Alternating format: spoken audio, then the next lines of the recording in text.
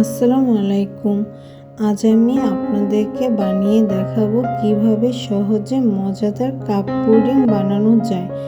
এর জন্য আমাদের লাগবে একটি ডিম, 2 চামচ চিনি, 1 কাপ দুধ। এই 3টি উপকরণ ভালোভাবে মিক্স করে নেব। এখানে আপনারা চাইলে পুডিংটিকে বড় বানাতে পারেন, উপকরণগুলো বাড়িয়ে নেবেন।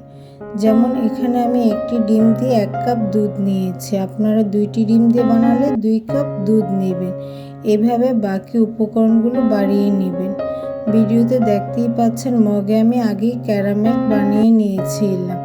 এখন দুধের মিক্সটা ঢেলে দিই। এবার একটি বড় হাঁড়িতে পানি দিয়ে স্ট্যান্ড বা তোয়ালে বসিয়ে দিই। তার উপর এই কাপটি রেখে ভালোভাবে ঢেকে দিব। মাঝারি আঁচে 5 থেকে 10 মিনিট স্টিম হতে দিব।